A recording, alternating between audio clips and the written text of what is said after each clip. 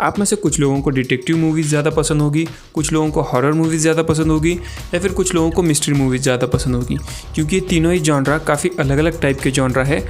और इन जॉनर्स में हमें ज़्यादातर डिटेक्टिव मिस्ट्री टाइप की मूवी देखने को मिलती है या फिर हॉरर मिस्ट्री टाइप की। लेकिन अगर मैं आपको बताऊं कि एक ऐसी लेटेस्ट मूवी है जो इन तीनों जॉनर को कवर करती है और सिर्फ नाम के लिए कवर नहीं करती बल्कि अपने आप में वो मूवी काफ़ी ज़बरदस्त है। सो हेलो एवरीवन, स्वागत है आप सभी का एक और नए वीडियो में। और इस वीडियो में बात करने वाला हूँ अ हॉन्टिंग इन वेनिस मूवी के बारे में, जो कि थर्ड इंस्टॉलमेंट है हरक्यूल पोयरो मूवी फ्रेंचाइजी का। और अगर आपने नाम से इस फ्रेंचाइजी को अभी तक नहीं पहचाना तो इस फ्रेंचाइजी की पहली दो मूवी है murder on the Orient express और डेथ ऑन द नाइल, जो कि दोनों अपने आप में काफ़ी बेहतरीन मूवी है।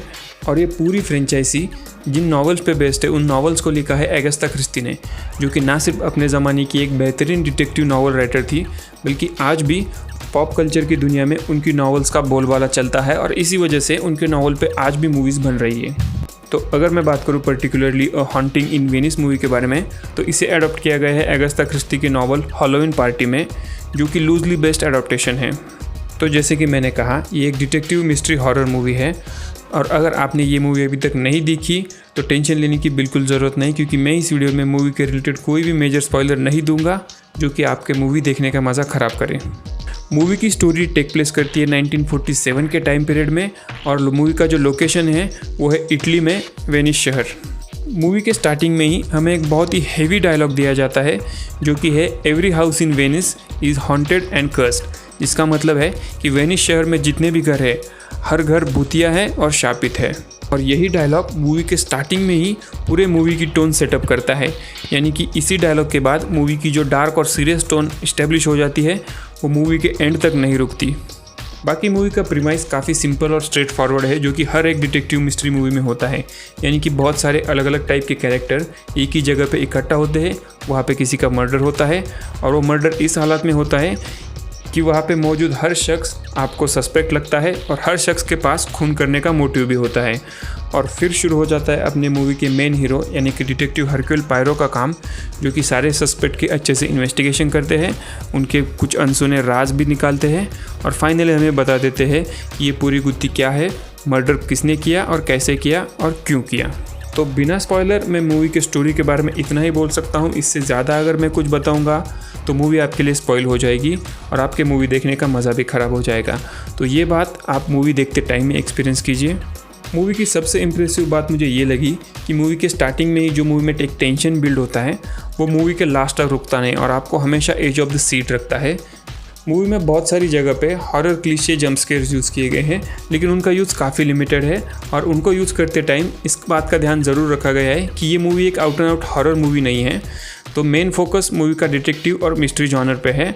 अगर आपने इस फ्रेंचाइजी की पहली दोनों मूवीज़ यानी कि the murder on the Orient express और डेथ ऑन द नाइल देखी है तो आपको एक बात बता दूं कि इस मूवी का किलर इन दोनों मूवीज़ के हिसाब से पहचानना काफ़ी डिफ़िकल्ट है। उन दोनों मूवीज़ में हमको थोड़ा बहुत तो अंदाज़ा हो जाता है कि किलर कौन होगा और मर्डर कैसे किया होगा, लेकिन इस मूवी में जब तक आपको हरक्यूल पोयरो यानी कि डिटेक्टिव खुद नहीं बताता तब तक गेस करना काफ़ी मुश्किल है। अगर बात करें किलर और सस्पेक्ट्स की तो मूवी की कास्ट काफ़ी बड़ी है, जैसे कि पहले दोनों मूवीज़ में भी था, और इसी वजह से किलर को गेस करना और भी मुश्किल हो जाता है। और उनके अगर हम परफॉर्मेंसेस की बात करें तो पूरे कास्ट के परफॉर्मेंस काफ़ी टॉप नॉच हैं। लेकिन मूवी में सबसे ज़्यादा भाव खा जाते हैं मूवी के मेन एक्टर यानी कि डिटेक्टिव हरक्यूल पोयरो का रोल प्ले करने वाले केनेथ ब्रानाग। और मज़े की बात ये कि यही इस मूवी के डायरेक्टर भी है। तो आप सोच सकते हो, अगर एक एक्टर जो कि खुद मूवी में मेन कास्ट भी है और डायरेक्टर भी है तो सारा फोकस तो खुद पे लेगा ही। लेकिन मैं इसके बारे में कंप्लेन नहीं कर रहा, क्योंकि मुझे वही देखने में मज़ा आता है, क्योंकि जहाँ जहाँ पे डिटेक्टिव का कैरेक्टर स्क्रीन पे है तो वो सीन काफ़ी इंपॉर्टेंट बन जाता है और उनके डायलॉग्स के थ्रू ही हमें सारे कैरेक्टर्स की बैक स्टोरी हो या फिर मूवी की चलती हुई स्टोरी नैरेट होती है।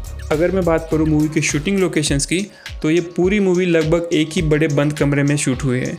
तो आपको मूवी देखते टाइम डिटेल्स पे काफ़ी ध्यान देना होगा अगर आप स्टोरी को फॉलो करना चाहते हो तो फाइनली हॉन्टिंग इन वेनिस मूवी के बारे में मेरा फाइनल ओपिनियन यही है कि अगर आपने इस फ्रेंचाइजी को फॉलो किया है, यानी कि इस फ्रेंचाइजी की पिछली दोनों मूवीज़ देखी है, तो इस मूवी को आप ज़रूर पसंद करोगे।